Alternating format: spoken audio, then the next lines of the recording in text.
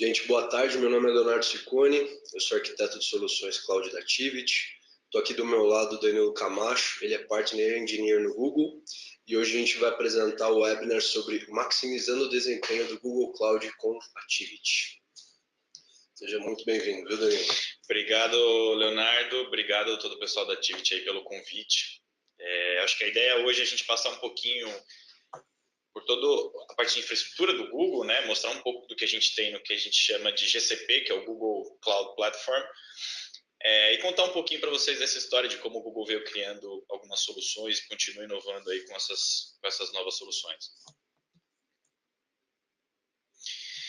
Quando a gente fala em Google, o que vem na cabeça é essa imagem, né? E quando todo mundo olha para isso, né, o que eles esquecem de olhar, o que todo mundo não lembra, é a infraestrutura que tem por trás disso. Né? Então, o Google, desde quando o Google nasceu lá em 1998, 1999, a gente vem criando muita coisa, tanto para o Google Search, para o YouTube ou para outros produtos que a gente suporta, que a gente tem hoje em dia, para resolver muitas coisas, problemas internos, né? E a gente veio inovando e veio criando muita coisa nova justamente por causa disso. Então, ao longo desse tempo, o Google veio criando e montando uma infraestrutura para suportar os próprios produtos que hoje a gente oferece para os clientes como o Google Cloud. E outra coisa que é legal comentar é que quando a gente fala de Big Data, é interessante porque quando o Google nasceu lá atrás também, ele nasceu com uma missão que era de organizar toda a informação do mundo. E quando a gente fala em toda a informação do mundo, você imagina indexar a web inteira, né, para poder ter um motor de busca. Deve dar um pouquinho de trabalho, né? Então eu fico imaginando lá o pessoal no passado pensando como montar um motor de busca e pensar como a gente vai indexar a web inteira e vamos armazenar num banco de dados tradicional. Imagina como seria isso. Então, essas inovações, essas coisas que o Google veio criando foram justamente para poder fazer esse tipo de coisa, para poder suportar um grande volume de dados. Então, quando a gente fala hoje em Big Data, o Google já nasceu como uma empresa de Big Data, lá atrás. E quando a gente fala em nuvem, o primeiro produto nosso foi o Google Search, que já era um produto em nuvem. E depois vieram vários outros. Então, a gente já tem uma grande experiência com esse tipo de coisa, muito primeiro para os produtos internos e agora oferecendo essa capacidade também para os clientes. Então, quando a gente fala em nuvem e fala em volume de dados ou muitos usuários, hoje a gente tem uma série de plataformas, se puder passar aí, por favor, a gente tem 8 produtos aí com mais de 1 bilhão de usuários e todos na nuvem. Então, se a gente fala hoje em Google Search, Chrome, Android, YouTube, Gmail, Google Play, Google Maps, e o último a entrar nessa lista foi o próprio Google Cloud, o GCP, a gente tem um volume gigantesco de dados trafegando aí dentro, de usuários acessando, de número de requests por segundo, de arquivos subindo para a nuvem. Você imagina o quantos vídeos não sobem para o YouTube por minuto e como a gente fez isso. Então, é legal a gente falar da infraestrutura, de tudo isso que o Google montou, todos os data centers, a estrutura de rede, que a gente vai comentar um pouco depois, para poder suportar isso e suportar as aplicações dos nossos clientes também. Falando um pouquinho da história da nuvem, e a gente vem acompanhando isso, tem umas histórias legais aqui para contar nesse meio do caminho, mas o que a gente veio notando nesses anos aí, né, trabalhando com tecnologia, foi a primeira onda da nuvem, que foi o colocation, que vocês conhecem muito bem, aliás, que foi quando os clientes resolveram focar mais no seu negócio e não gastar tanta energia com coisas que não eram core business dele. Então, imagina, uma empresa financeira, ela tem que focar ali no que vai trazer dinheiro para ela, no produto que ela tem que vender, e não gastar tanta energia com tecnologia. Exatamente. Vamos pensar em outras coisas. Uma empresa que fabrica algum tipo de produto, ela tem que pensar... Exatamente, um varejista e outras coisas. Eles têm que pensar no core business dele. Então, o que aconteceu? Eles quiseram começar a terceirizar um pouco desse trabalho, falar assim, deixa eu focar aqui onde eu preciso focar e essas coisas que eu não preciso eu passo a responsabilidade para alguém e pago por isso. Então essa foi a primeira onda, que foi a onda do colocation. Depois disso veio a onda da virtualização, que hoje eu falo que a nuvem só existe, né, porque existe esse conceito de virtualização, senão nada disso, a nuvem pública do jeito que a gente fala hoje não existiria se não existisse esse conceito de virtualização. No sentido, né? Exato. E essa é uma curiosidade aqui agora, né? É engraçado que esse conceito de virtualização ele nasceu com a VMware lá atrás, né? E um dos fundadores aí da VMware foi a Diane Green. Ela também foi uma das criadoras desse conceito de virtualização lá atrás. Ela foi presidente do Google Cloud até o ano passado. Então, eles criaram esse conceito de virtualização com a VMware e depois eles venderam a VMware. E ela comentou em uma entrevista que eu escutei outro dia que ela ficou com uma frustração grande, porque quando ela começou a ver o potencial da nuvem, de tudo que poderia ser feito com a própria virtualização, ela falou, nossa, poderia ter feito mais. E foi aí que ela aceitou o convite para vir para o Google Cloud, e ela ficou 3 anos aí com a gente, fez um excelente trabalho, e agora ela se aposentou, né, por isso que ela saiu. E depois ou seja, depois dessa segunda onda aí, que foi a virtualização, muitas dessas coisas, veio a nuvem pública, vieram outros tipos de serviços que facilitam ainda mais e colaboram com essa ideia de você focar no seu negócio e deixar com que os outros cuidem da sua infraestrutura e não tem você fica responsável ali somente pelo seu business, né?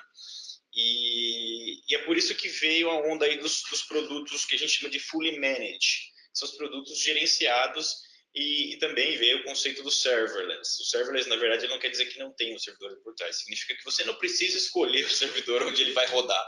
Você não se preocupa com isso. Uma coisa que, inclusive, às vezes gera um pouco de dúvida, né? Mas uma arquitetura serverless, eu não vou ter nenhum servidor, como que isso funciona? Né? O fato é, hoje a humanidade não consegue fazer computação sem um computador, ponto. O serverless só abstrai essa infraestrutura básica para você focar onde realmente importa, que é o teu código, o teu negócio, como o Danilo muito bem pontuou. Exatamente. E é engraçado, a gente vai comentar um pouquinho dos produtos do Google, mas tem uma história que é interessante aqui comentar, dos produtos que a gente está oferecendo hoje para os clientes, que ele foi criado em 2005, se eu não me engano, que foi o App Engine. Você vai, acho que, comentar um pouquinho disso depois. O App Engine ele foi criado para resolver problemas internos do Google, que a gente tinha os desenvolvedores, a gente precisava criar aplicações novas de uma maneira rápida e colocar isso para rodar, e a gente queria que o desenvolvedor focasse somente no código e na aplicação que ele tinha que fazer. Ele não tinha que se preocupar onde ele ia rodar, não tem aquele servidor embaixo da mesa, que o pessoal deixa o servidor, às vezes as áreas colocam o servidor ali embaixo da mesa do cara, deixa rodando a aplicação ali, e na hora que você pergunta, onde está rodando essa aplicação? Ah, está no servidor ali embaixo da mesa do cara. Então, para que isso não acontecesse, o Google criou esse produto chamado App Engine lá atrás, onde o desenvolvedor ele tinha que focar só no código, ele codava ali a aplicação dele, colocava para rodar, ele não se preocupava onde essa aplicação ia rodar, se ela ia escalar, se ela não ia. Quantas placas de rede minha máquina quantas placas de rede, quanto de memória, tudo isso. Ele não precisava se preocupar com nada disso. O foco dele era criar o código e criar a aplicação. Isso funcionou muito bem internamente, o Google usou muito isso. Então ele podia criar em linguagens diferentes, criar em várias... se ele codava em Java, se ele codava em outra língua, em outra linguagem, ele poderia fazer o que ele quisesse. E aí rodava ali naquele lugar. E esse produto hoje, depois de muito tempo, né, a gente utilizando ele internamente, a gente colocou ele como uma das soluções aqui para o Google Cloud. Então, casa aí com aquilo que eu estava falando para vocês. Muitas das coisas que a gente criou foi para resolver problemas dentro de casa, antes do Google pensar em ter nuvem. O Borg também, né? O Borg é uma outra. Tem uma história super interessante do Borg, que foi porque, se vocês acompanharem na história, tem até um paper que fala disso. O Google publicou vários papers durante a vida da empresa, né? Então, muitos desses problemas que falavam, vou tentar fazer desse jeito. Aí falava, não está funcionando, então vamos criar uma maneira nova. Criava essa maneira nova, resolvia o problema e publicava um paper dizendo, consegui resolver esse problema dessa maneira. E muitas das tecnologias que a gente fala hoje, por exemplo, o Hadoop é uma delas, que foi criado lá atrás, baseado em papers que o Google publicou, o pessoal foi e montou essas tecnologias em cima. Então, a gente tem algumas famosas, o Google colaborou também bastante com a comunidade open source, então... acho que um dos projetos mais famosos aí que a gente tem open source é o próprio Kubernetes. Então, se vocês já ouviram falar de Kubernetes, Kubernetes foi criado dentro do Google. E por que ele foi criado, né? Também resolvendo problemas internos lá atrás, a gente começou a usar containers. O Google já usa containers há muitos anos. Então, tudo que você vê hoje no Google, ele roda em container. Mais pra frente eu vou explicar um pouquinho mais o que é, então não dá spoiler. Boa, beleza. E aí a gente precisava orquestrar esses containers de algum jeito. Orquestrar o que é? Manter esses caras rodando. Se caísse um container, precisava subir de novo. Se precisasse escalar, começasse um monte de gente a acessar a aplicação ao mesmo tempo, o que ele ia fazer? Esse sistema teria que controlar tudo isso. E aí, internamente foi criado um sistema chamado Borg, que foi esse que o Leonardo comentou. E o Borg funciona muito bem, funciona muito bem até hoje, tanto é que a gente usa o Borg até hoje. E Do Borg, a gente falou, pô, isso funcionou bem para a gente, pode funcionar bem para todo mundo. Então vamos abrir. Então, em vez de abrir o Borg, foi criado um outro projeto separado, justamente para ser open source, que foi o projeto Kubernetes, que foi doado para o Linux Foundation depois, e hoje virou Kubernetes, que virou praticamente um padrão. Então, se a gente fala em todas as nuvens públicas aí que a gente tem, a gente fala em Kubernetes também. Tem alguma oferta de Kubernetes? Tem alguma oferta de Kubernetes de alguma forma. Beleza. Vamos comentar um pouco, então a gente contou um pouquinho da história, um pouquinho dessas ofertas que a gente tem até chegar aí nessa onda serverless, onde a gente tem vários componentes que vai comentar depois.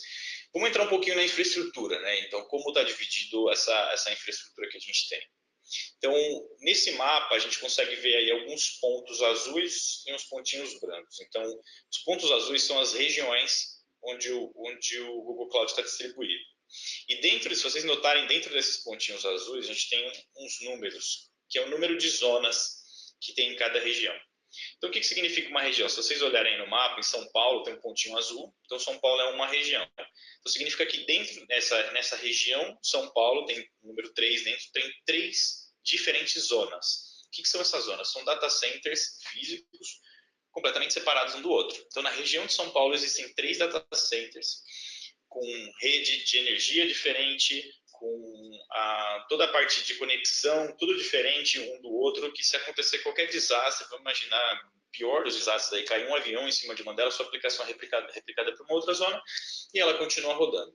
Então essa é a ideia. Então hoje no mundo a gente tem aí 20 regiões diferentes, desculpas, e mais 61 zonas, e os pontinhos brancos que eu comentei são as regiões que ainda estão em desenvolvimento e que vão ser entregues. Então, já estão criando novas regiões aí e novas zonas para completar aí essa infraestrutura, essa expansão global que a gente tem. O que a gente vê aqui claramente quando a gente olha esse mapa é o footprint que o Google tem no mundo inteiro, né?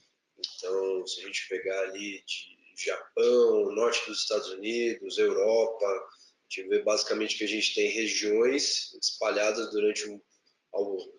em todo o mundo, e a gente tem uma quantidade interessante de zonas também, né? Se a gente dividir 61 por 20, a gente tem uma média aí de 3 zonas por região. Então, a alta disponibilidade que você tem em cada região também é bem bacana. Exatamente. E se você passar um slide, a gente consegue ver a foto aí de alguns dos data centers que a gente tem. Então, o Google teve uma preocupação gigantesca também na construção desses data centers e ser uma empresa mais sustentável possível. Então a gente usa aí as maneiras de, tanto para consumo de energia ou para resfriamento dos data centers, a gente acaba utilizando alguma coisa, ou temperatura externa, ou água dos rios para resfriar isso aí, para poder, ou seja, ter menor impacto aí no meio ambiente também. E a gente também se preocupou em construir uma rede para conectar todas essas regiões e essas zonas, por vários motivos. Um deles é a segurança. Então a gente não queria que, quando você fosse comunicar uma região com outra região, um data center com outro data center, não só as zonas, mas regiões diferentes, você não saia via internet pública para fazer isso. Então, você trafegue aí dentro de uma rede privada, uma rede do próprio Google, para, além de ter mais velocidade, ter também segurança. Então, essa imagem aí do navio é um dos navios que estão passando aí um dos cabos de fibra que liga uma região a outra região. Então, a gente cruzou aí os oceanos, ligando aí os continentes, ligando esses data centers que a gente tem. E uma outra curiosidade é que vocês podem ver aí acima, os cabos eles são a prova de tubarão. Então, para quem pensava que o tubarão não mordia o cabo, ele morde o cabo, e os cabos eles são revestidos com aquele tecido do colete à prova de balas chamado Kevlar. Então, todos os cabos são revestidos com isso aí, são a prova de tubarão também. Então, se você passar um slide, a gente consegue ver um desenho completo de como está essa rede hoje. Então, inclusive aqui no Brasil, a gente conecta aí a região de São Paulo, né, com o restante do mundo, e é bem interessante. Então, a gente consegue ver algumas outras coisas nesse mapa, além dos pontinhos azuis e brancos que eu tinha comentado, e os cabos de fibra aí que ligam uma região a outra. Então, tem os pontinhos pretos, que vocês conseguem ver também, que é o que a gente chama de Point of Presence, que é o ponto de presença. Basicamente, ele é o portão, a porta de entrada para entrar na rede do Google. Então, imagina que a gente tem 2 aqui, a gente tem um em São Paulo, no Rio de Janeiro, que se você estiver dentro da sua casa, ou estiver dentro da sua empresa, e for acessar alguma aplicação, por exemplo, que está nos Estados Unidos, rodando no GCP nos Estados Unidos, ele vai rotear você para uma dessas portas de entrada e a partir daí você trafega dentro da rede do Google até os Estados Unidos. Então ele tem uma menor latência, justamente por não ficar pingando, roteando, a gente chama de hops, né? Não ficar dando vários hops, pingando isso até os Estados Unidos, de acordo com uma série de regras aí, que tipo, menor preço, ou que a rede está mais livre, ou coisas assim. E tem uma coisa bacana também, que é o algoritmo de caminho que a gente tem pela rede. A maioria dos caminhos dos ISPs tradicionais, o pessoal brinca que é o hot potato. O que é o hot potato? Você pega o teu pacote de rede e tenta se livrar desse pacote o mais rápido possível. Então, não necessariamente ele faz a escolha mais sábia ou a melhor escolha com relação àquele pacote de rede. Então, quando a gente fala de uma internet tradicional, poxa, por que eu tenho uma latência tão grande para falar com uma região de US, por exemplo? Você está caindo dentro do hot potato. Então, o ISP vai pegar seu pacote e vai tentar se livrar dele o mais rápido possível, porque quanto mais tempo ele ficar com o seu pacote, menos pacotes ele vai poder receber. E ele ganha por pacote, obviamente. E aí, quando a gente fala por dentro da rede do Google, tem essa diferença principal que, ao invés de eu tentar me livrar do pacote o mais rápido possível, eu tento usar a inteligência para te direcionar para o melhor caminho, aí, algoritmos específicos de latência, saúde, etc., para que você chegue no teu destino final na menor latência possível. Né? Só para vocês terem uma ideia, a gente fez um teste, Léo, de uma aplicação nos Estados Unidos se comunicando com uma aplicação na Europa. A gente falou, vamos fazer um teste indo via internet pública e indo via rede do Google. Então, a gente teve, quando a gente pingou das duas maneiras, teve uma redução de latência indo pela internet, pela fibra do Google, considerável, e o mais impressionante foi o número de hops, o número de pulos. Então, a gente indo via internet pública, ele deu 19 hops até chegar à Europa. E quando a gente fez via Google, ele deu um hop, depois ele navegou pela rede interna e já caiu direto na aplicação. Então, isso traz um ganho gigantesco, né? Primeiro, de velocidade, e segundo, de segurança. Com certeza. Então, toda essa rede, ela é 100% proprietária, ela é 100% do Google, ela não é terceirizada, não é alugada, não é compartilhada, ela é 100% do Google. E uma outra coisa que a gente pode ver aí nesse mapa são os pontinhos cinzas, que são os nossos pontos de cache. Geralmente para conteúdo estático, um HTML, uma foto, um vídeo, a gente utiliza esses pontos cinzas aí para replicar de acordo com uma série de regras e atualizar esse conteúdo estático, para que quando uma pessoa for acessar esse conteúdo estático, ele vá em um pontinho desse cinza, ele não precisa bater lá no data center onde está, então isso ajuda também a carregar as coisas mais rápido, né, na redução do tempo de resposta aí do cliente. Beleza? Vamos comentar um pouco agora sobre segurança. A gente já estava falando um pouquinho desse assunto, né? Então, a gente fez uma série de coisas aqui para aumentar essa segurança, né? Então, a gente tem uma política que é essa que a gente colocou aí, é Trust Nothing, que é basicamente o seguinte: não confie em nada e nem ninguém. Então, implemente segurança em todas as camadas que você pode implementar. Então, se você passar um slide aí, por favor, a gente implementou segurança em todas as camadas, desde a camada de operação, passando pela camada de rede, que a gente acabou de comentar. Então, parte desse conceito de criar uma rede proprietária e ligar todas essas regiões foi justamente também um dos pontos para aumentar a segurança. Alguns dados interessantes que eu esqueci de comentar, que são coisas legais. O Google é a única empresa que não é de telecomunicação que tem os cabos de fibra ligando todos os continentes. Se a gente comentar empresas de tecnologia, o Google é a empresa número 1 em tamanho de rede, ou seja, que tem mais quilômetros de fibra passadas ao redor do mundo. Dados interessantes aí sobre a rede também. Tem uma outra coisa também, já que a gente voltou no assunto da rede. Recentemente a gente fez uma interligação que o pessoal apelidou esse cabo de Monet, 10 mil quilômetros do Brasil até os Estados Unidos e uma velocidade de 64 terabit por segundo. Terabit por segundo, 64. É muito rápido, né? Bem bacana mesmo. Isso é bem legal. Então, além dessa questão da rede que a gente já estava comentando, a gente também implementou aí na camada de identidade, storage, que eu vou comentar um pouco para frente, software e hardware. Então, passando aí um slide também, a gente personalizou basicamente tudo. Então, desde os servidores, então, imagina, a gente poderia simplesmente comprar um servidor e montar um data center e implementar nossa rede ali. Mas pensando justamente nesse ponto de segurança, nossos engenheiros redesenharam todo o hardware. Então, fizeram o projeto praticamente todo de novo. Por que eles fizeram isso? Para tirar vulnerabilidades. Então imagina o seguinte, quando você compra uma máquina, você tem coisas que você usa e coisas que você não usa tanto. Então vamos imaginar, quando você está montando um data center, você comprar uma máquina normal, imagina que você tem vamos dar um exemplo, uma placa de vídeo, que você não vai utilizar naquela máquina. Se você deixar essa placa de vídeo lá, pode ser que a placa de vídeo que você não usa, ela tenha uma vulnerabilidade que faça alguém entrar ali e conseguir pegar alguma informação. Então por isso os engenheiros do Google redesenharam todo o hardware que a gente usa dentro dos data centers. E aí esse hardware foi fabricado e a gente montou. E legal que a gente fez isso, a gente fez tudo isso sozinho, criou o próprio projeto de rede, implementou a própria rede, criou os próprios data centers, desenhou o próprio hardware para reduzir o risco aí que a gente chama de vendor indemido, para não ter nada terceirizado, não terceirizar nenhum tipo de responsabilidade, toda a responsabilidade disso é nossa. Então por isso a gente fez tudo isso. Inclusive a criação de um chip, esse chip chamado Titan. Esse é um chip super pequenininho que tem dentro dos nossos data centers. Em todas as placas de rede de todos os data centers a gente tem esse chip chamado Titan. O que ele faz? Um chip desenhado também pelo Google, que se alguém chegar em alguma forma conseguir passar por todas as seguranças que a gente tem e tal, e entrar no data center, plugar um cabo em um notebook, tentar conectar em algum data center que a gente tem, esse chip ele é a primeira coisa onde ele vai bater.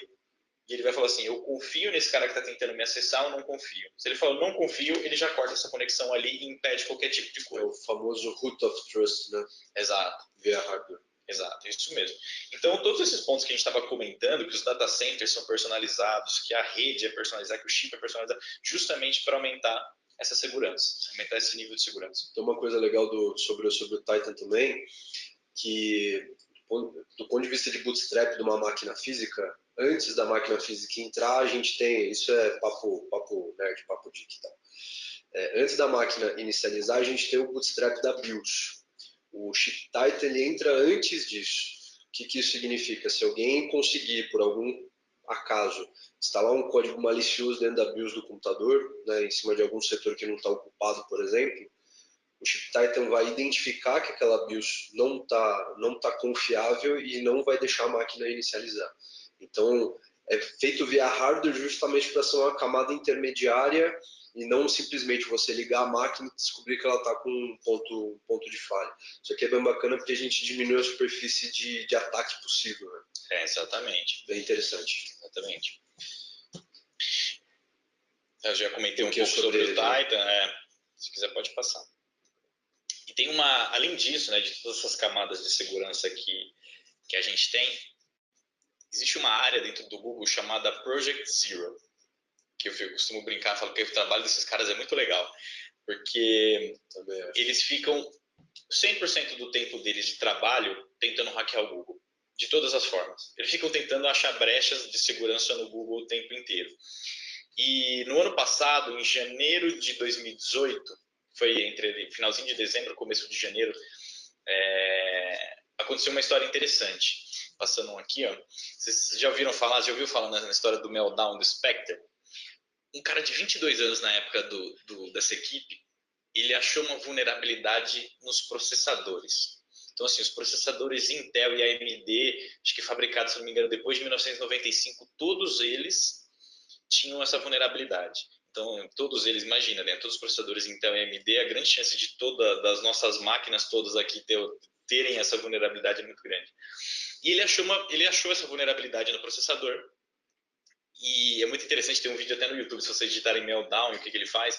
Quando ele executava o Meltdown, ele conseguia entrar pelo processador e ler todas as informações que estavam na memória das máquinas, inclusive senhas. Tudo que estava na memória da máquina, ele conseguia ler. E aí, o que essa área fez, né, do Project Zero, dentro do Google? Eles criaram uma solução para esse problema, resolveram internamente o problema primeiro, publicaram isso e comunicaram a Intel, a AMD e todo mundo estava interessado depois, aqui tá cheio um problema, criei a solução e tá aqui a solução. Então essa história é pública, depois eles se juntaram, então eles trabalham nisso até hoje, se vocês entrarem, acho que se não me engano é meltdown.org, tem a história completa com o nome do cara do Google e depois o resto da galera que se juntou a eles aí para criar a solução para esse problema.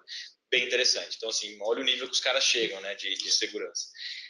E além disso, se você passar tem como é um praxe aí, né, de todas as empresas de tecnologia premiar as pessoas que encontram vulnerabilidades e falam.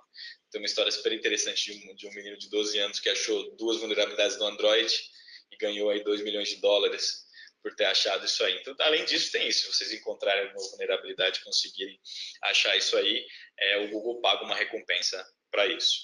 Só que se vocês não conseguirem, tem a...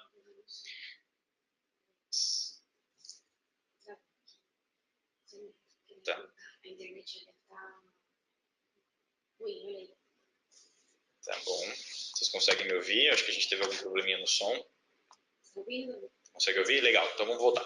Então, voltando aqui à história, se vocês encontram uma vulnerabilidade lá no Google, o Google paga um prêmio para vocês terem encontrado essa vulnerabilidade. Mas do contrário, quem se inscreve aí recebe, não consegue, recebe essa camiseta aí. Eu tentei hackear o Google e tudo que eu consegui foi essa camiseta ruim.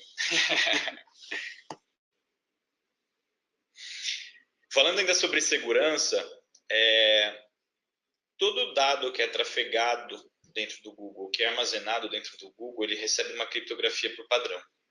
Isso é super interessante. Então, basicamente, o arquivo entra, é o que está mostrando nesse slide, ele entra dentro do Google e ele é separado em 3 partes diferentes. Cada uma dessas partes recebe uma chave de criptografia, ou seja, eles travam cada uma dessas partes. Até então, criptografia comum, né? Que é o que ele chama aí de Data Encryption Key, que é o DEC. Só que o Google implementa uma outra camada de segurança que é, além de dividir o arquivo em 3 partes, criar uma chave que trava cada uma dessas partes, a gente criptografa a chave. Então é a chave da chave. Então vamos fazer o caminho ao contrário. Se alguém conseguir encontrar, vai encontrar, porque eles são armazenados em partes separadas, ele vai encontrar uma parte desse arquivo. Para abrir essa uma parte do arquivo, ele vai precisar de uma chave. Só que para ter acesso a essa chave, ele vai precisar de outra chave. E essas chaves, elas são rotacionadas de tempos em tempos, sabe? É igual aquela política de troca de senha, que chega da sua empresa e fala de 6 em 6 meses, 3 em 3 meses, não sei, cada um tem uma política, fala, ó, troca sua senha. Então, essa chave é trocada de tempos em tempos, o que aumenta ainda a segurança. Então, isso é feito por padrão. Todos os arquivos que trafegam no Google, que são armazenados no Google, têm essa criptografia. Uma outra coisa legal também, do ponto de vista de criptografia, a gente tem um tipo de criptografia que a gente chama on-wire, que é a comunicação interserviço também encriptada, e também um outro tipo de encriptação que chama at rest. Então, o dado que eu armazeno no disco também é encriptado. Então, é bem interessante esse nível de segurança que a gente consegue ter. Exatamente. E aí tem a flexibilidade também de poder fazer o seguinte: se cada empresa pode ter uma política diferente de rotacionamento de chave. Eu estava falando, né? tem empresas que têm que trocar senha todo mês, tem empresa que troca senha de 3 em 3, tem empresa que troca senha de 6 em 6. Então, se de repente a empresa quiser aplicar a política de rotacionamento dela, também existe essa possibilidade. Então, tem um componente nosso aí chamado que é KMS, que ele faz justamente isso. Você fala de quanto em quanto tempo você quer trocar essa chave. Ou se você quiser usar a sua própria chave para travar esses arquivos, você também tem a possibilidade de trazer a sua própria chave, você usa essa chave para travar os arquivos. O único ponto que a gente sempre lembra de trazer a sua própria chave é que se por um acaso você perdeu essa chave e não consegue abrir esse arquivo, o Google também não consegue abrir, porque a chave é sua. Então a gente não vai conseguir abrir esse arquivo para você. Do resto, por isso que a gente aconselha sempre usar ela, deixa essa por padrão, porque a gente já cuida de tudo para você. Parte daquele conceito que a gente já estava falando, de se cada vez você foca mais no seu negócio, você preocupa menos com a... Exatamente. A gente também tem algumas certificações de segurança, então várias, inclusive aí os ISOs, para quem trabalha aí com transações de cartão de crédito PCI e várias outras. Então, se vocês tiverem interesse de olhar isso aí mais com calma, tem um site público que a gente mostra todas essas certificações e todos os nossos serviços que são homologados em cada uma delas. Legal. Vamos falar da parte boa agora, né? Redução de custo. Nada disso ia fazer sentido se não tivesse um trade-off bom de custo. Né? Legal. A gente tem um desconto chamado Sustained Use Discount, em inglês. Em português fica descontos automáticos ininterruptos, que é o seguinte: se você consumir uma máquina virtual o mês todo, a gente automaticamente já dá 30% de desconto. Isso está na própria calculadora pública, ou seja, não tem que pedir aprovação de ninguém, não tem que pedir para o vendedor, não tem que fazer nada disso. Isso já é automático. Então, se você colocou uma máquina para rodar, ela passou da metade do mês, a gente já começa a aplicar o desconto. Então, já começa aplicando 10%, aumenta para 20%, aumenta para 30% se chegar no final do mês. Mas a parte mais interessante de tudo isso é que não precisa ser a mesma máquina virtual. Pode fazer composições, né? Exato. E ele consolida isso aí. Então, sabe, quando você fica em algum ambiente de teste, sobe máquina, desce máquina, ou até um próprio autoscaling, que subiu o número de máquinas, você começou a receber um número de request muito alto, você teve que escalar e baixou, no final ele consolida tudo isso, de acordo com algumas regras, que tem na documentação também, vocês podem olhar, ele consolida isso e aplica o desconto. Isso é super interessante. Uma outra coisa super legal também que a gente tem dentro do GCP é a parte de customização de tamanho de máquinas. Para que isso? Então, olhando esse slide que a gente está vendo, voltam, por favor, Leandro. Geralmente, nos provedores tradicionais de nuvem, a gente tem máquinas pré-fixadas. O que significa isso? Você tem um número de vCPUs e uma quantidade de memória para aquela vCPU. Então, se você colocar uma vCPU, provavelmente você vai ter 3 ponto alguma coisa gigas de memória para aquela. Se você aumentar o número de vCPUs, coloca 2, ele aumenta para 7 ponto alguma coisa. Claro. Se aumenta para 3, ou seja, assim que você crescer o número de vCPUs, você cresce o tamanho da memória. Isso facilita bastante escolher o tipo de máquina, mas causa um problema. Por quê? Existem algumas aplicações, não todas, mas algumas aplicações que consomem muito mais memória do que processamento. Ou outras aplicações que consomem muito mais processamento do que memória. Vou dar um exemplo aqui, o SAP HANA. Então, para quem tem SAP HANA, o SAP HANA ele ocupa muito mais memória do que processamento. Então, se você usa esse tipo padrão fixo de máquina, pode acontecer isso que está mostrando no gráfico. Então, você começa a utilizar parte daquele hardware e parte do hardware fica ocioso. E você paga por aquilo. Então, para evitar esse tipo de coisa, se você olhar aí no slide, essa parte azul é o que está sendo utilizado e a parte que está em azul mais clarinho é o hardware que está ocioso. Então, para evitar com que isso aconteça, dentro do GCP a gente tem as máquinas customizadas. A máquina customizada, você consegue aproximar muito mais daquilo que você está utilizando e deixa de pagar pelo hardware ocioso. Então, você consegue ter, vou dar um exemplo bem simples aqui, assim, às vezes, uma vCPU com 280, 300 GB de memória. Você consegue fazer isso. Então, se você clicar lá em customizar o tipo de máquina, estender a memória e arrastar para 300 GB no próprio console do GCP, você consegue colocar uma vCPU com 300 GB de memória. Eu entendo que isso traz para a gente um valor, principalmente nas aplicações que são licenciadas por core. Então, ao invés de eu ter que, por exemplo, licenciar em potências de 2, né? 2, 4, 8, 16, 32, 64, 128, blá, blá, blá, a gente consegue ter uma granularidade muito maior e realmente licenciar aquilo que o teu ambiente demanda. Então, se o teu ambiente demanda 5 cores, a gente não precisa licenciar 8. Então, isso traz um valor muito grande para a gente ter essa possibilidade de customização. Então, fora a gente fazer uma otimização do uso do hardware, eu também vejo como benefício aplicações que têm licenciamento baseado em core, que é praticamente padrão de mercado. Né? Exatamente. E tem uma outra coisa, se você, por um exemplo, colocar um tamanho assim maior do que você precisa, a própria console te avisa que você não está usando aquele hardware. Passa uma parte para mim. Um aviso, um alerta. Então, por exemplo, nesse caso, está vendo que as duas últimas instâncias ali, elas estão com um hardware ocioso. Então, na própria console, ele te avisa e fala o seguinte, você está com hardware ocioso aqui. Se você diminuir e fazer o sizing disso aí, diminuir o tamanho dessa máquina, você economiza aí, sei lá, nesse exemplo, $33 por mês. Isso é uma coisa interessante também, porque normalmente a gente tem serviços de revisão de custo que são baseados em serviços específicos. Então, eu vou executar um serviço que vai validar qual que é o meu consumo em nuvem pública e vai me colocar recomendações baseadas nessa validação de consumo. O que a gente tem dentro da console central do GCP é que essa validação de consumo já é feita por padrão. O que isso significa no final do dia? Você pode fazer um acompanhamento muito maior de como que está a tua curva de consumo e tua curva de custo. Ali ele já vai te dar recomendações. Exemplo, eu deixei um volume de storage inutilizado. Eu tenho uma VM que está consumindo uma área de disco, eu dropei a VM, só que eu não dropei o disco. Então, esses detalhes, onde normalmente a gente gasta um dinheiro considerável, quando a gente fala em um consumo de nuvem pública, o GCP já traz para a gente ali, nível 0, já está na console, já mostra para a gente. Legal, ótimo.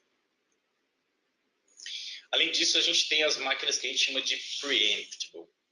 que são essas máquinas preemptive? São máquinas que utilizam aquele hardware ocioso que a gente tem dentro dos data centers. Ou seja, em vez de ficar parado, aquela máquina sem ninguém utilizar, a gente disponibiliza esse espaço para você poder criar máquinas virtuais que são, na regra, 80% mais baratas do que uma máquina tradicional.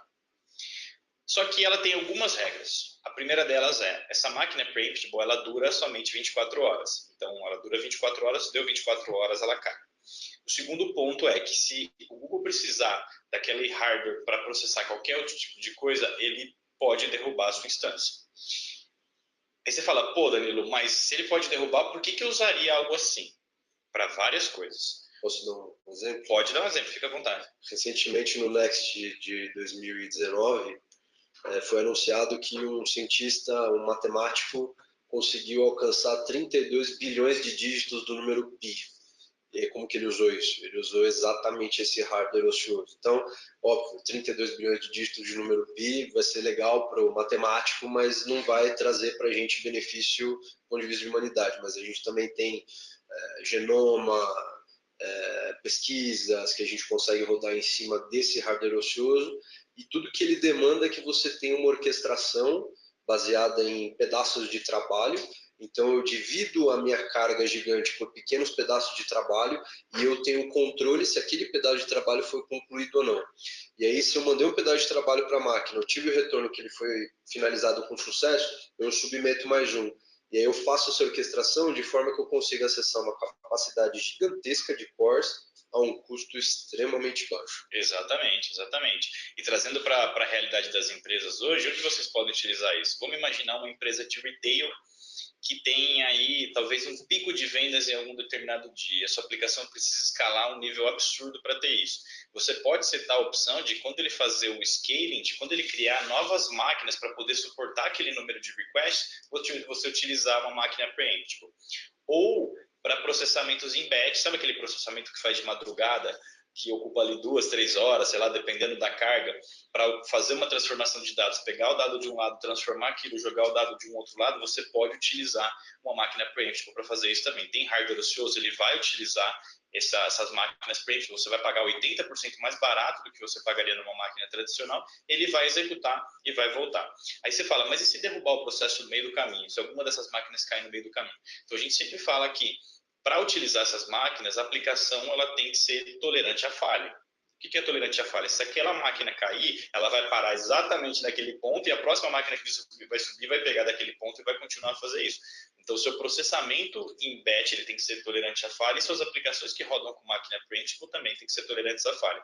Mas isso traz um ganho aí na questão de custos absurdo. Se você conseguir escalar e utilizar essas máquinas, você vai economizar dinheiro.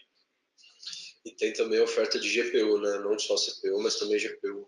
Exatamente. Uma das coisas que também o pessoal utiliza bastante a máquina preemptive para machine learning. Então, quando você fala em treinar modelos, executar esses modelos utilizando um machine learning, então você pode criar essas máquinas aí preemptibles utilizando a GPU, que para quem não sei se todo mundo conhece, a GPU ela é aquele processador da placa de vídeo que o pessoal usa para renderizar imagens. Então a gente utiliza muito a GPU para treinar modelos de machine learning, né? Porque ela tem uma melhor performance que a CPU tradicional. Ou para minerar Bitcoin também. Exatamente. Então a gente tem a possibilidade de ter essas máquinas preemptive para treinar modelos de machine learning utilizando ou o CPU ou a GPU. Quem já teve que esperar 6 horas para validar se um teste de hipótese finalizou com sucesso ou não, sabe o que o poder computacional de uma GPU pode trazer de Exato. Além disso, a gente tem as TPUs também, né, que a gente, passando super rápido, o Google criou, além da CPU, que é a tradicional, a GPU, que é a parte gráfica, né, que também é utilizada para machine learning, o Google quis otimizar ainda mais e ganhar mais velocidade com machine learning e redesenhou aí, ou criou um processador, desenhou um processador todo para poder trabalhar com machine learning, que é o que a gente chama de TPU. Se vocês quiserem saber, depois digitem no Google TPU, vocês vão conhecer um pouquinho mais disso aí, que também tem disponível dentro do GCP. Então, uma visão geral, passando aqui bem rapidamente por tudo, a gente tem vários serviços, eu não vou entrar em detalhes de todos eles agora, mas a gente tem aí mais de 90 serviços diferentes que a gente oferece dentro do GCP. Então, temos aí divididos entre parte de compute, storage, database, big data, machine learning e a parte de desenvolvimento.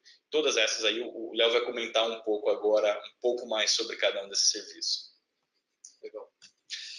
Então aqui, basicamente, gente, o que a gente vai bater um papo agora? Como o Danilo conversou, a gente tem uma oferta de serviços muito grande e eu acho que o ponto principal quando a gente fala em computação em nuvem é você usar o serviço certo para a finalidade certa. Uma coisa que a gente vê muito dinheiro sendo gasto é você querer dar uma solução e trazer uma inovação, mas ainda você está preso a modelos de computação que não conversam muito bem com uma infraestrutura de nuvem. Então aqui a gente salientou quais são os serviços principais. Tem até uma história bacana do BigQuery. Quando eu fui fazer um treinamento dentro do Google, quem me conhece sabe que eu tenho um background grande de banco de dados. Trabalhei muitos anos com a parte de banco. E quando me mostraram a performance do BigQuery, algo que eu costumo comentar com as pessoas, é um negócio assim fascinante. Trabalhei com plataformas de alta performance de banco de dados e assim, a performance do BigQuery foi algo que saltou aos olhos. Posso contar uma curiosidade? Claro. Para desenvolver o Google Search, o motor de busca do Google, eles criaram diversas tecnologias por trás. Então, eles redesenharam aí a forma com que a gente trabalha com storage, para a gente poder fazer o índice, e a gente tem uma tecnologia chamada Colossus ali por trás. Para a parte de compute, para processamento, basicamente para a parte de query, quando você digita alguma coisa no motor de busca do Google, que ele vai ser uma query ali, uma outra tecnologia que foi desenhada chamada Dremel e uma rede que conecta essas duas chamada Jupyter. Tudo criado pelo Google. O BigQuery ele consegue essa performance gigantesca, como você falou, justamente porque a gente utiliza as três mesmas tecnologias que a gente usa no motor de busca do Google no BigQuery para ter o Data Warehouse, poder fazer uma query e retornar essa query de uma forma muito rápida. Legal. Um outro produto aqui de banco que eu particularmente acho bastante interessante é o Spanner. O que é o Spanner? O Spanner é um misto entre banco de dados relacional e não relacional. O que isso quer dizer? Acho que a pior dor para um DBA ou para alguém que mexe com dados especificamente, quando a gente fala no modelo tradicional, de banco de dados relacional, é muito difícil você escalar na horizontal.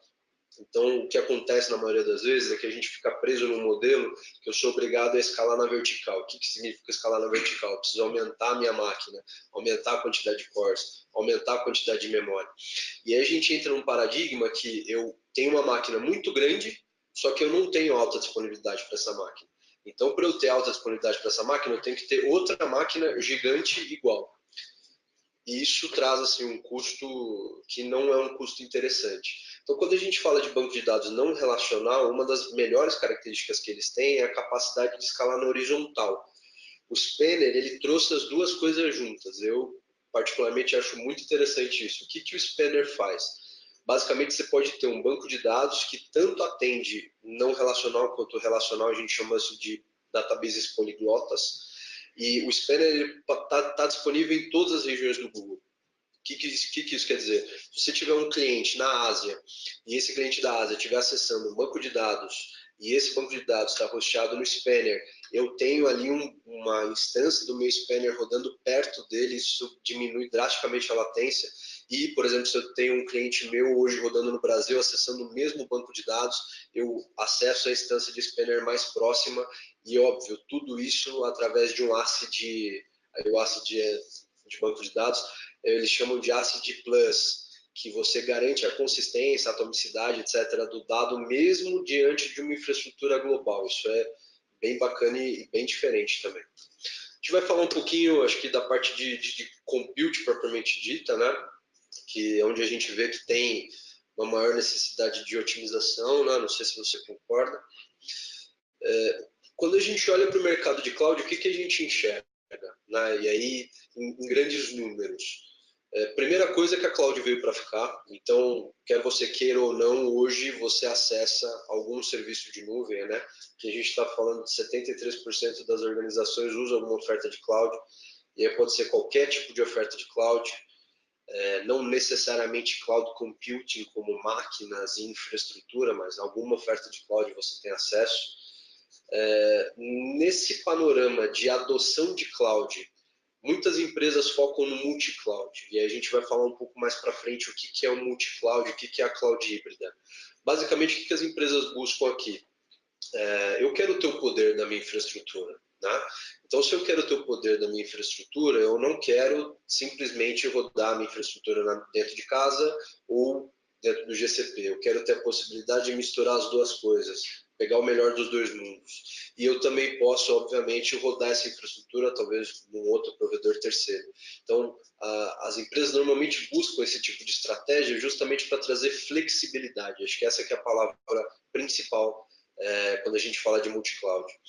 E aí tem um dado bem importante, assim, bem saliente, que é 10% dos workloads foram movidos para cloud.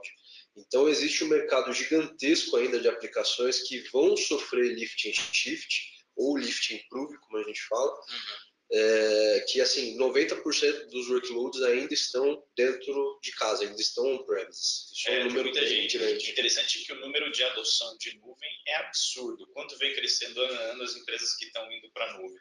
E muita gente também, por que esse número está crescendo? Né? Muita gente sabe que o futuro é a nuvem, que tem que migrar, mas teve gente que renovou o hardware há pouco tempo. Então tem um tempo ainda, o cara acabou de fazer um investimento gigante, não tem, com isso ele tem que esperar o tempo até essas máquinas ficarem defasadas, eles tiverem que atualizar. Então, assim, tem um tempo e muita gente está aproveitando esse caminho, esse tempo que ainda tem para começar a planejar. Então, tem algumas pessoas, algumas empresas que estão levando algumas aplicações, mantém um pouco, e aí entra muito o conceito da nuvem híbrida. Exatamente. De falar o seguinte, eu posso deixar parte numa nuvem, parte na outra e parte continua on-premise. E aí eu vou migrando pouco a pouco. E quando a gente fala num projeto de migração de data center, por exemplo, não é uma coisa super rápida, né? Quando tem várias aplicações. Então, às vezes, um projeto de migração de data center pode demorar anos. Só que você planeja, começa com algumas aplicações, vai levando as outras e aí dá o tempo desse hardware que vai ficar defasado, e aí você vai trocando, vai fazer essa migração. E um outro ponto importante é que a TI tradicional, normalmente ela tem um custo, uma complexidade mais alta, né? Então, quando a gente compara uma complexidade operacional de uma infraestrutura tradicional versus a complexidade operacional de uma infraestrutura em nuvem pública, a gente percebe uma diferença bem latente. Aqui a gente procurou colocar quem são os principais interlocutores, né? Quem que faz realmente a coisa acontecer no dia a dia das empresas. Então a gente tem 4 grupos específicos: os tomadores de decisão, os desenvolvedores, a operação e o pessoal de segurança da informação. E é complicado porque cada time desse tem uma necessidade diferente, algo diferente que a gente tem que abordar para cada grupo desse. Cada grupo tem uma dor, cada grupo tem uma vontade. Então, todas essas frases começam com eu quero justamente para salientar isso. Então, os tomadores de decisão, eles querem justamente conseguir gerenciar custo e também quer ter poder de negociação. O que significa ter poder de negociação? Eu não quero estar preso em uma infraestrutura específica, eu quero poder flutuar essa infraestrutura diante da minha necessidade de negócio. Os desenvolvedores querem se preocupar, tomar muito mais o tempo se preocupando em inovação. Eu quero inovar, quero tirar um novo produto para fora, quero desenvolver uma solução nova, resolver um problema. Eu não quero ficar gastando meu dia a dia ali, suportando um código, suportando uma operação, que a gente sabe que muitas vezes é o que acontece. Então a gente tem uma dor muito grande dos desenvolvedores, que é o time to market das novas entregas, das novas inovações. Então, um time muito grande da parte de dev fica suportando uma aplicação que já sofreu rollout, já está produtiva, e pouca gente fica focada em inovação. A operação já é o contrário. Eu acho que o DevOps veio justamente para tentar juntar esses dois andares aqui um pouquinho mais próximo, né? A operação, por sua vez, ela quer gerenciar a infraestrutura de uma forma uniforme. Então, eu não quero, por exemplo, ter que me preocupar de uma determinada máquina ter uma determinada console, e outra máquina ter outra console, e o meu switch ter outra console, o meu firewall ter outra console, e no final do dia eu tenho 500 consoles diferentes, e eu sou obrigado a gerenciar isso de uma forma extremamente pulverizada. Então, quando a gente fala de operação, a dor principal de operação é justamente isso. Eu quero gerenciar de uma forma uniforme as minhas plataformas. E, por consequência, né, por último, os times de segurança, eles querem se transformar em entidades habilitadoras de transformação. O que significa ser habilitador de transformação? Você pode fazer essa inovação, você pode dar o próximo passo, você está respaldado do ponto de vista de segurança. Porque um fator muito complicado quando a gente fala de inovação é justamente o medo do novo, o medo de você tentar transformar, de fazer as coisas de uma forma diferente, e principalmente no mercado enterprise, no mercado empresarial, quando a gente fala de algo novo, a gente tem um medo muito grande de aumentar a nossa superfície de exposição e aumentar a nossa superfície de ataque. Então, o time de segurança, ele tem o anseio, a vontade de permitir que o negócio siga em frente, mas mediante uma infraestrutura robusta de segurança. E aí, qual que é o ponto principal, né? O que isso gera? Essas dores diferentes, né, comparadas, né? Como que a gente consegue lidar com isso? No final do dia, ter é forçada a fazer escolhas difíceis. Então, eu tenho que ou escolher entre segurança ou agilidade, eu tenho que escolher entre disponibilidade e custo, eu tenho que escolher entre portabilidade e consistência. Então, é difícil você juntar todas as coisas só e você conseguir ter todas essas possibilidades interessantes disponíveis para você. E aí a gente entra num reino bem bacana, né? O Danilo falou um pouco disso no começo. Eu vou passar aqui rapidamente, passar um overview mesmo do que seria um container, do que seria uma arquitetura serverless, só para a gente conseguir entender um pouco melhor o próximo slide, que a gente vai falar sobre os Compute Options do GCP. O que a gente entende por container? Container, pensa o seguinte, imagina o oceano, e imagina que você tem um grande barco cargueiro, inclusive é o próprio símbolozinho de containers, né? A analogia mais rápida. Em cima desse grande barco cargueiro, você pode colocar diversos containers, literalmente assim, chama container. Qual que é a diferença principal? Imagina que você tem uma empresa que faz logística transatlântica e você precisa transferir vários containers de um continente para outro. O que você escolheria? Você escolheria colocar um container em cada naviozinho pequeno e todos juntos ao mesmo tempo, chega do outro lado do continente, você tira todos os containers de dentro dos 200 navios que você mandou, volta. Então, assim, no mundo real a gente já percebe que isso não faz muita lógica.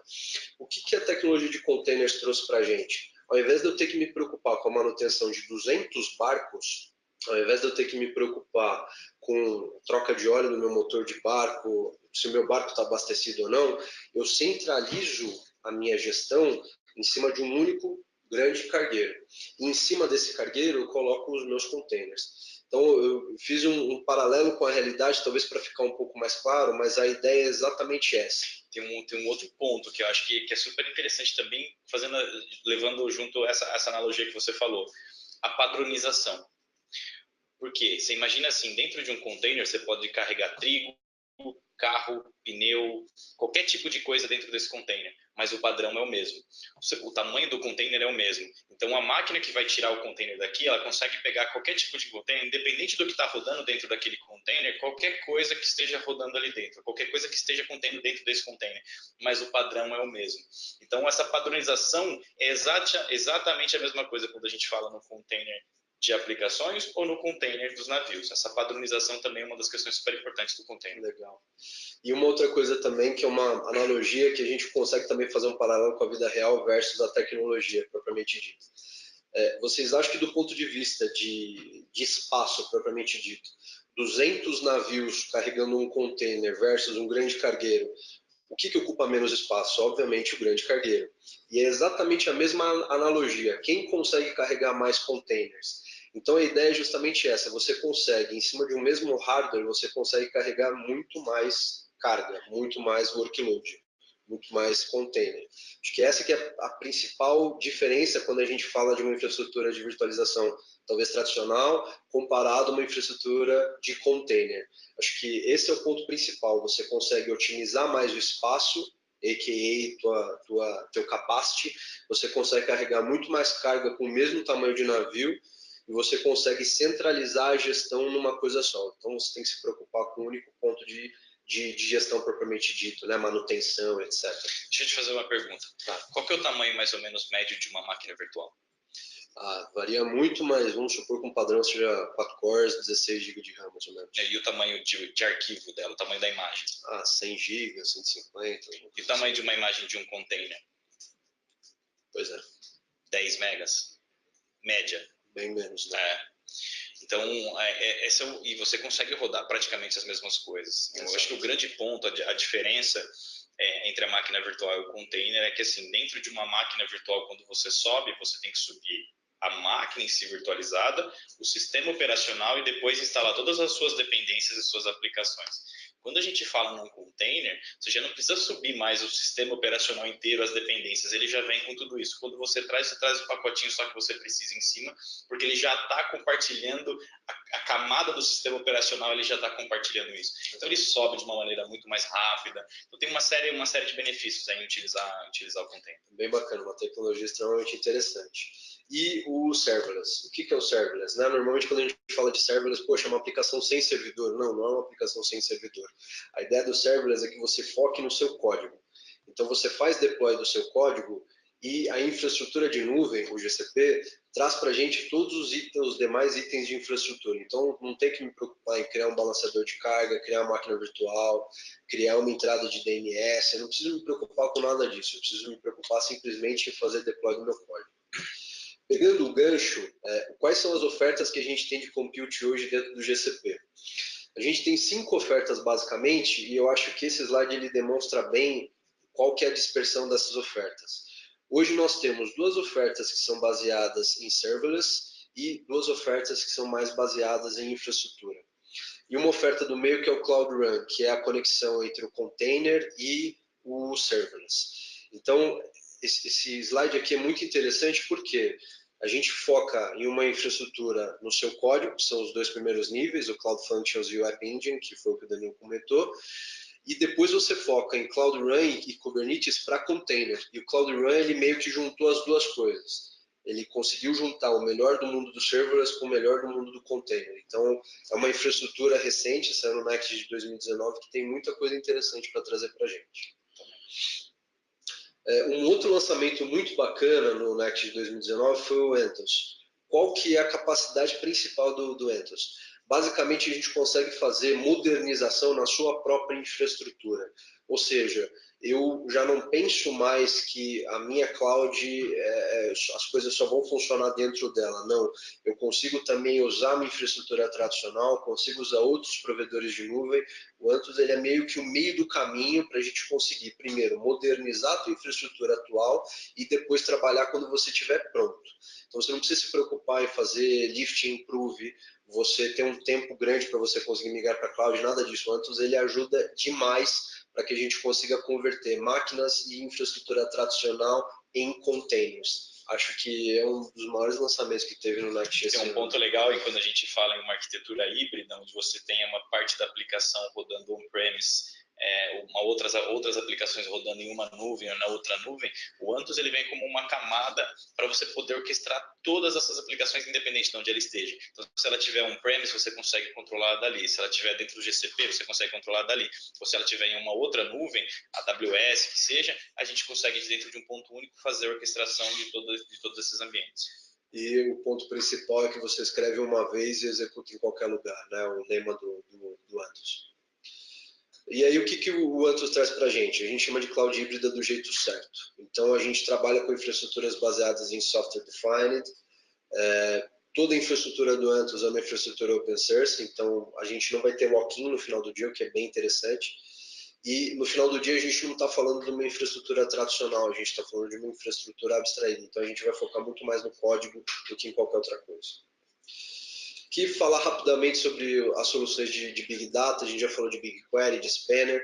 O Google tem um footprint bem grande, muitas ofertas que a gente pode trabalhar em cima de Big Data, em cima de Machine Learning, em cima de Analytics. A gente tem uma quantidade muito grande de ofertas que a gente podia ficar falando só 3, 4, 5 horas só sobre as ofertas de Data Platform do Google. Todas, né? Aí falando só, a gente tem vários tipos aí de storage diferentes, de banco de dados, de Hadoop, ferramentas de ETL, filas, estilo Kafka, né, que seria o PubSub ali, que você recebe informação de um lado, a aplicação consome de um outro, visualização, tanto para usuários de negócio, que é o Data Studio, ou para o pessoal, para os cientistas de dados, que é o Data Lab.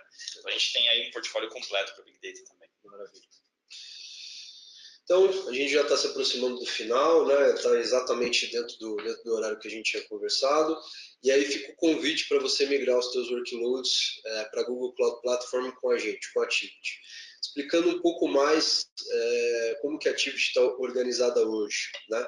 Hoje a Activity se organiza em 4 estruturas de negócio, focados em Digital Business, Cloud Solution, Digital Payments e Technology Platforms. Hoje aqui a gente está focando especificamente na unidade de negócio de Cloud Solutions. Então vou conversar um pouquinho mais com vocês sobre isso. A gente recentemente teve um reconhecimento muito bacana da ISG. Depois eu convido vocês a baixar esse material, é um material extenso, onde a gente foi comparado com outros players de mercado e a gente foi ali considerado um líder nas 5 principais categorias, inclusive em gestão e transformação de nuvem pública. Aqui a gente está falando especificamente da jornada de cloud, como que nós fazemos a nossa jornada de cloud. Então, aqui a gente, novamente, poderia ficar 1 hora mais ou menos só falando qual que é o passo a passo. Eu acho que o mais importante desse slide é ficar claro que existe uma metodologia que é composta por processos e é composta por pessoas, e a gente adequa essa metodologia à realidade de negócio que a gente encontra em cada parceiro que a gente atende. Então, no primeiro momento a gente faz a estratégia, fazemos o assessment do workload, desenhamos como vai ser esse workload na nuvem, fazemos o onboard e a migração e a gestão. Então, de ponta a ponta, desde a primeira análise que a gente vai fazer de cloud pública até a gestão no final do dia, a Activity está aqui para apoiar vocês de fim a fim. Legal? Falar um pouquinho sobre o One Cloud Platform, também é uma oferta da Activity. O mais legal dessa plataforma é que você também consegue juntar tanto a parte de billing quanto a parte de infraestrutura. Você consegue provisionar recursos, comparar recursos, você consegue fazer um controle de despesas bem interessante, também gerenciar os seus workloads. Consegue parar, subir máquina, você consegue criar recursos, etc., por um único single pane of glass. Uma única console a gente consegue interagir com todos os players. E, basicamente, eu acho que é isso. Muito bom, e eu só queria reforçar a parceria aí, Activity Google. O Activity é um dos principais parceiros que a gente tem hoje aqui no Brasil, a gente está trabalhando bem próximo, então essa ideia desse trabalho em conjunto entre Activity e Google aí tem dado bem certo. É um grande ponto aí para vocês pensarem quando forem procurar saber sobre nuvem. Assim, a Activity tem uma excelente experiência nesse tipo de migração, tem um conhecimento gigantesco em como fazer isso também. Então, do lado do Google aqui, é um dos grandes parceiros aí que a gente está apostando bastante. Legal. Seja o primeiro de muitos. Vamos ver as perguntas aqui. Legal. Primeira coisa, né? Dúvida, quando eu subo uma VM no GCP a um container por trás, isso impacta na segurança? Eu vou responder a parte da segurança, depois você responde a parte da infraestrutura de container. Qual que é o ponto? Quando a gente fala de uma infraestrutura de container, como eu fiz a analogia do navio, eu acho que é muito mais fácil você controlar o teu landscape de segurança, a tua infraestrutura de segurança, quando a gente olha para algo único, do que quando a gente olha para algo pulverizado. Então, impacta de uma forma positiva, né? Essa que é a resposta principal. Então, quando a gente fala de uma infraestrutura de container, o impacto positivo em segurança é extremamente sensível e é extremamente importante. Bom, do outro lado de container, tudo no Google roda em container.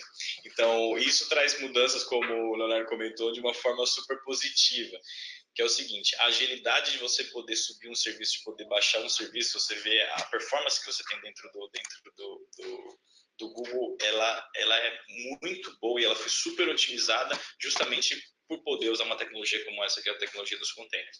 Então, traz impacto, mas esses impactos são positivos. Então, assim, tanto do lado de segurança quanto de performance, isso são coisas boas que podem acontecer justamente por a gente utilizar containers por trás. Maravilha. Eu acho que é isso. Obrigado. Muito obrigado, gente. Boa tarde para vocês e a gente se vê no próximo. Tchau, tchau.